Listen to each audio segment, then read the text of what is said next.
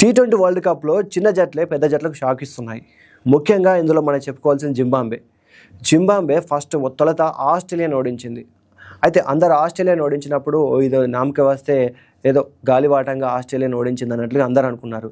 కానీ కట్ చేస్తే ఆస్ట్రేలియాని ఓడించిన శ్రీలంకను కూడా జింబాబ్వే ఓడించింది. సాధారణంగా శ్రీలంక గెలిచింది కాబట్టి ఆస్ట్రేలియా పైన, సో అప్పుడు జింబాబ్వేకి రూట్ క్లియర్ అయ్యింది అనుకున్నారు. కానీ సాధారణంగా ఏం జరిగింది ఇక్కడ, జింబాబ్వే శ్రీలంకను కూడా ఓడించడంతో అసలు ఆస్ట్రేలియాని శ్రీలంక ఓడించకుంటే శ్రీలంక కూడా రూట్ క్లియర్ లేకపోయేది. అంటే అటువంటి పరిస్థితి కల్పించింది జింబాబ్వే.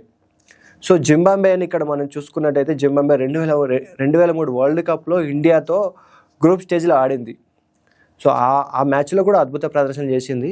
సో ఇన్ని రోజుల తర్వాత మధ్యలో ఒక చిన్న టీ20 వరల్డ్ కప్లో ఆడినప్పటికీ ఆ దేశం ప్రాతినిధ్యం చేసిన ఎక్కువ అవకాశం లేదు. కానీ ఆ జట్లో చాలామంది టాలెంటెడ్ ప్లేయర్స్ ఉండేవారు. అండీ ఫ్లవరు, తతండ తైబు, ఇంకా చాలామంది ఉండేవాళ్ళు. అయితే ఈ మధ్యలో పరిస్థితి ఏమైందంటే ఆ దేశ ఎకానమీ సరిగా లేకుండా, ఈవెన్ వాళ్ళకు ప్రాక్టీస్ కూడా సరైన వసతులు కల్పించకపోయి అలాంటి బోర్డు ఉంది. ఇండియా అంటే క్రికెట్లోనే అత్యధిక ధనిక board. So Zimbabwe, Namibia, Kenya ఇలాంటి దేశాలకు అలాంటి పరిస్థితి కూడా లేదు. ఇలాంటి పరిస్థితుల్లో కూడా అద్భుతమైన ఆట తీరుతో జింబాబ్వే ఇప్పుడు సూపర్ 8లో ఢీకొట్టబోతుంది. ఢీకొట్టడమే కాదు, చాలా టఫ్ ఇవ్వబోతుంది. ఇండియాతో మ్యాచ్లో కానీ, సౌత్ ఆఫ్రికాతో కానీ, వెస్టిండీస్తో ప్రతి జట్టు కూడా జింబాబ్వేతో ఆడడం సవాల్తో కూడుకున్నదే. సో చూడాలి మరి. ముఖ్యంగా జట్టు కెప్టెన్ సికిందర్ రాజా జట్టును ముందుండి నడిపిస్తున్నాడు. బ్యాట్తో, బాల్తో అద్భుతంగా రాణిస్తున్నాడు.